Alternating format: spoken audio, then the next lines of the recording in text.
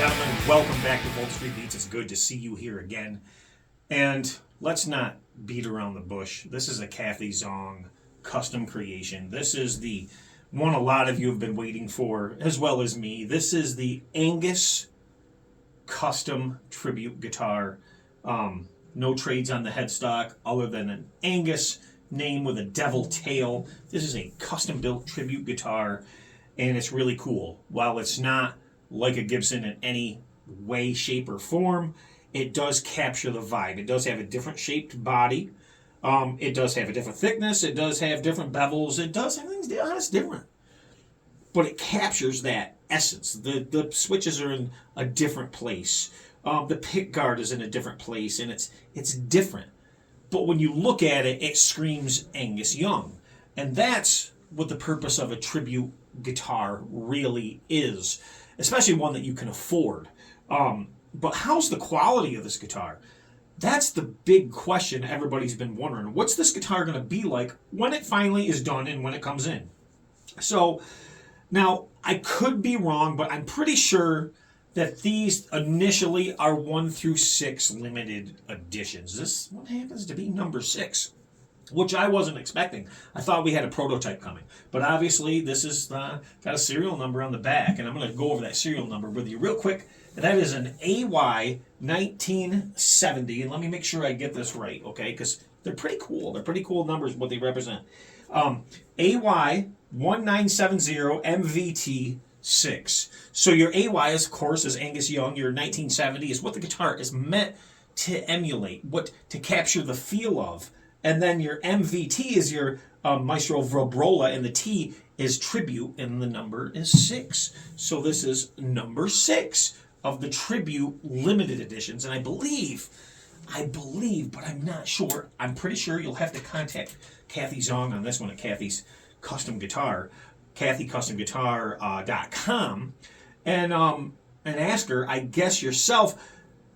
I think these are going into like a regular production, but I don't know if there's going to be any changes. I don't know the logistics of it. I don't know, but contact her. Find out. What's a guitar like this going to run you?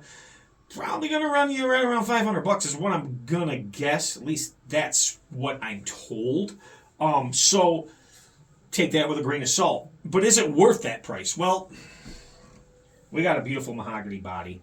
We have a fantastic relic job on this guitar.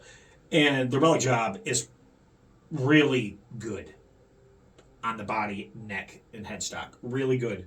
The cracks look legit. It's a matte finish. It's a walnut color. I'm not sure if the light picks it up or makes it look more red. This is definitely a walnut, and it looks good. It's got a 3-ply pickguard. Of course, it's cut different from a Gibson pickguard. Could you put a Gibson pickguard on this? Probably not. I don't think the spacing is going to allow it. I just don't. It does have a Maestro Vibrola that has been also aged. The pickups have been aged slightly. Headstock's aged. The back of the guitar is aged, and they did a really, really good job. Did they capture that 70s vibe? Definitely captured the 70s vibe with this. No fret nibs. You can get these guitars with fret nibs if you would like a custom build. I didn't want fret nibs because, well, a 1970 would have had a refret, right? But what I did want some jumbo frets, and we got some nice tall jumbo frets on here. Seems to be holding tune very well. With the vibrato, the nut, the tuners, everything is working in conjunction with each other. It's staying very stable. Usually when I get these guitars in, there's things that you want to change. You know, it's just nature of the beast. On this guitar, what would I change? Honestly, the strings. Unless you want to change things just because, just to mod them. But performance-wise, just the strings. Everything's working very well together so far. Stays in tune very, very well, even with this Vibrola on it, which is really surprising because my last Gibson with a Vibrola on it didn't hold tune worth a shit. And this one actually holds tune very, very well. I have it to the back here. I'm probably going to take the arm off this and kind of sit it to the side anyhow. I'm probably not going to use it very much. One thing that I did do to this guitar is I did change the knobs right away. As soon as it came out of the box, which was yesterday, I changed the knobs on this guitar because I wanted the witch hat style knobs. I had some laying around, and I took off the top hat style, put the witch hats on. More era correct for a 70. It does have a neck volute on the back. It does have that special serial number, which is AY 1970 for 1970. It does have the MVT, which stands for Maestro Vibrola Tribute, and then a production number after that, which is number 6 on this particular guitar. And I wasn't expecting a production number guitar. Wasn't expecting the limited edition. I was expecting maybe a prototype of what they might be, but this is what came. So very, very cool. Tuners very stable, guys. They're straight, they're stable. The neck is it's a nice slim 61-ish style slim neck that's fast. That's a matte finish, so it's not glossy at all, and it's just smooth. It's very, very nice to play this guitar. But what about the tone? That's the big thing, right? So I have this thing where when I look at a guitar and I strum a guitar,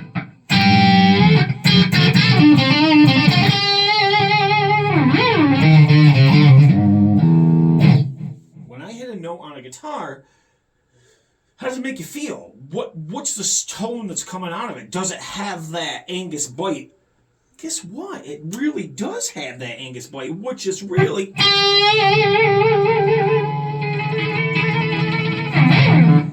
just has that essence. If you guys are Angus fan, you'll know what I mean. It's got that essence, which is really cool.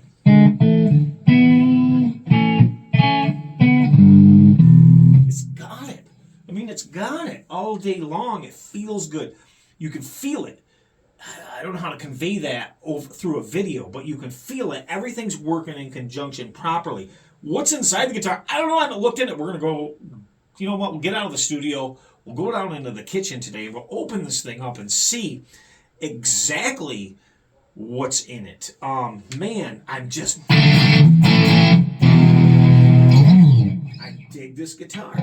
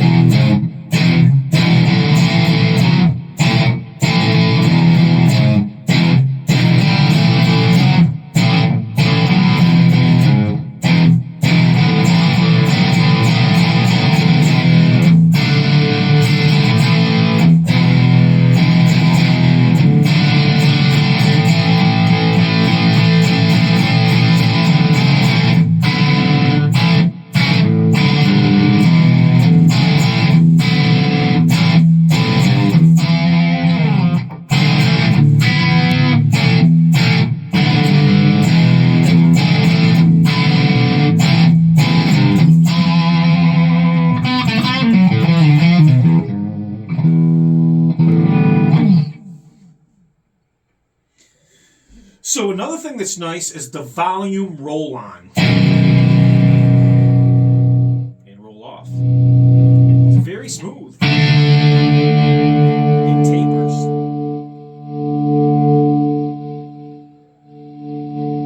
As well as the tone.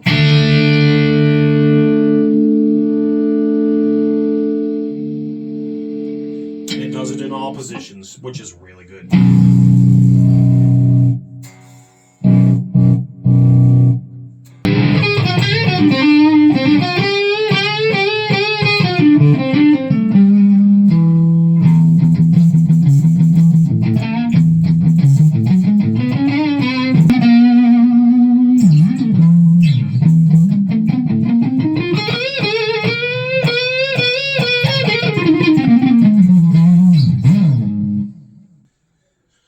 So let's get downstairs, put this on the table, dive into it, and see what makes this thing tick. I'm digging it. I don't even have to look inside because at this point, it's psychosomatic.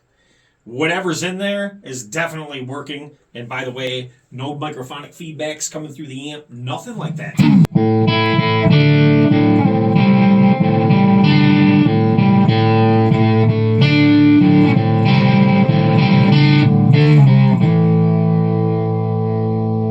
Okay, so here we are. Just brought it down. We're in the kitchen. We're not going to use the studio or the workbench today. Just going to do it at the kitchen table. Nice, cool, relaxed atmosphere.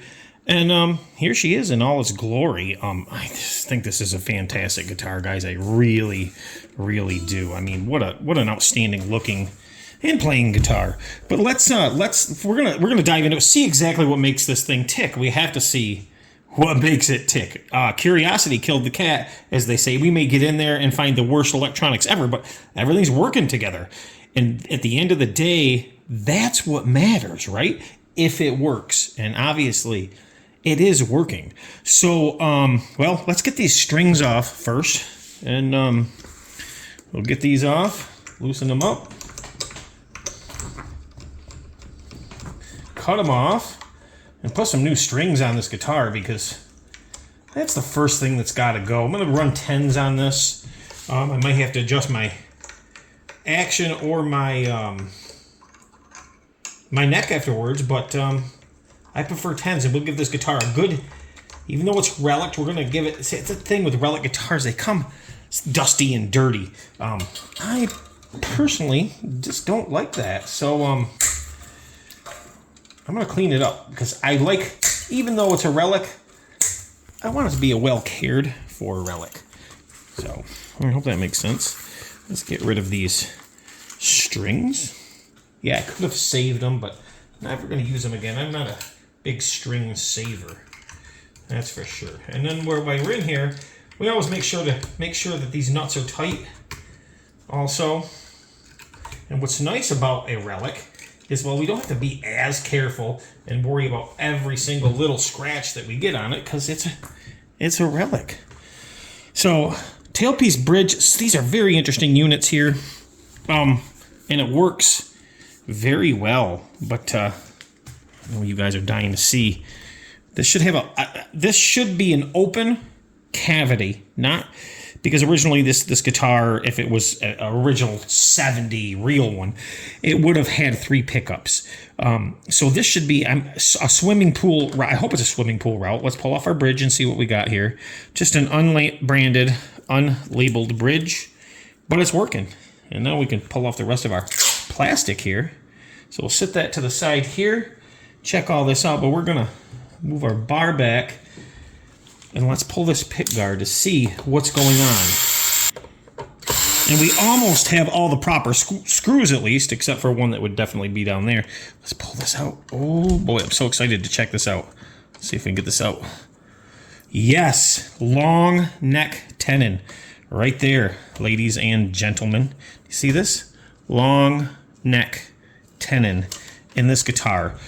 Swimming pool route, not the best routing here for sure.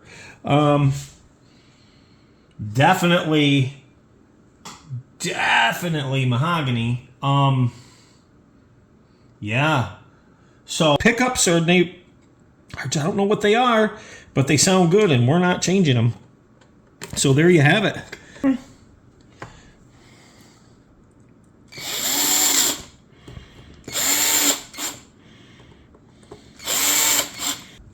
Okay, so we're going to give this just a quick cleanup, kind of why we're in here. If you guys aren't used to Vibrolas, I'll show you this. Look at this. See how that comes out? So everything's very simple, very easy to use. And there it is. But sometimes when you're looking at them, if you order a Relic guitar, you have to understand that these guitars, a lot of times they'll use parts on these that are already kind of damaged. And that's because, y'all, you're getting a Relic'd guitar and you want to emulate something. Like, this was a brand new Pickguard. We have a little chip out of the Pickguard right here. Well, of course, it would make sense to use that and not waste that product. Kind of like Gibson does when they do guitars that come off the assembly line and then, well, they're not quite perfect, so they go to relicing and charge a lot of money for them later on, even more. But no different here. You're not going to waste parts, and they didn't. But really nice look, right? I mean, everything's still nice and shines up nice. Just some slight scratches on the pickup and on the Vibrola, but nothing major. The frets on this are really nice. They're not gritty. They look played, but they're smooth. But we're still going to clean up our fretboard because, well, that's just kind of what we have to do here. So let's turn this over, and now let's take a peek in the back. Now, I'm going to guess small pots, but I'm going to guess 500K pots.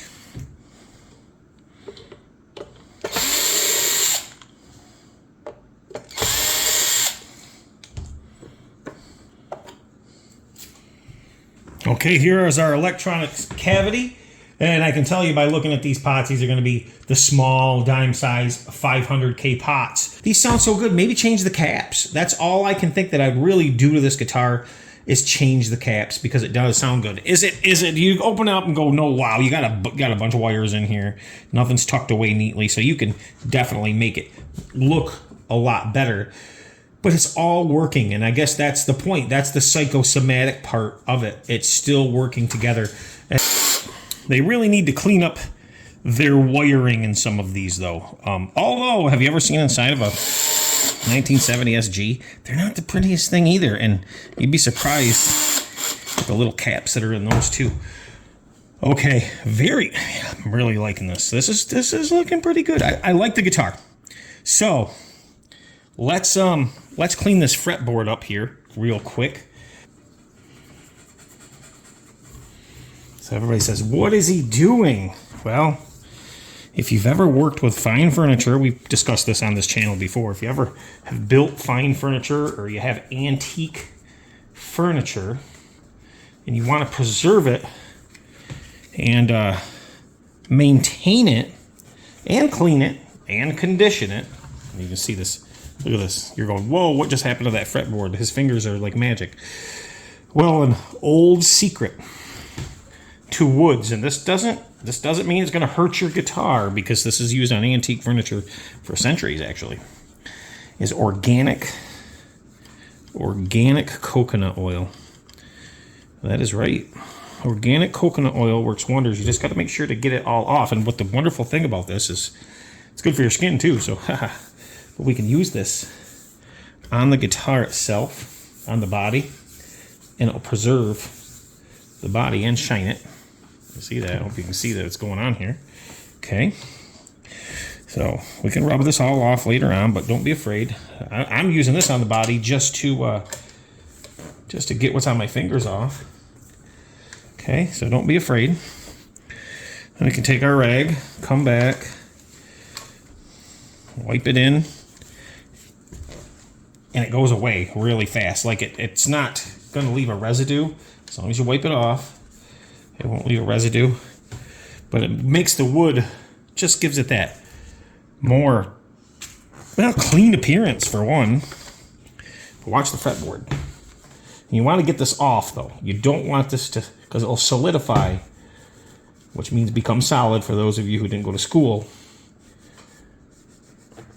And you don't want any residue left on, so you always make sure to get that residue off. But it conditions your fretboard amazingly. So I'm gonna put a little more on the headstock. There we are. No, it won't loosen your frets. Some people come back, and I don't know where they come up with this stuff. They just literally get an idea in their head and then turn it around to be fact. It's not a fact. Never had any frets loosen using organic coconut oil. If that's the case, you could not use it on fine furniture because, well, your dovetails would come apart and everything else then, right? Take the glue apart. Well, common sense goes a long ways in the guitar world. Something that a lot of guitar players, I'm just going to say it, don't have. They don't have common sense. They hear something and they take it as gospel.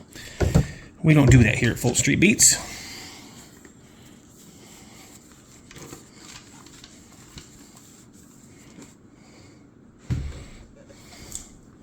And so far, the track record is very good. We haven't fucked up a guitar yet. Pardon my French. There we go. Very nice. Very nice, as Zohan would say. Very nice. So we're going to do a 9-42 on this one.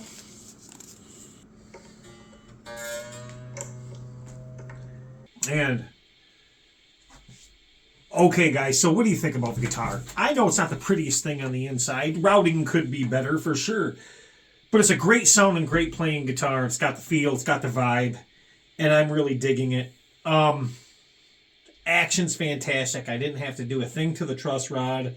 It was set up really good out of the box. Did, as you can see, just start to change the strings. And yeah, it plays like butter, especially now that the strings have been changed. If you guys are looking for something cool, something very unique, different, not a name brand, an unbranded guitar for all intents and purposes, something like this might be up your alley. I don't know. That's up to you. But I know I like it, and I love the idea. Personally, I love the idea of no trademarks. I like the idea of something custom, a one-off, a tribute to your favorite artist, and I think it's very, very cool. It has the feel, has the vibe.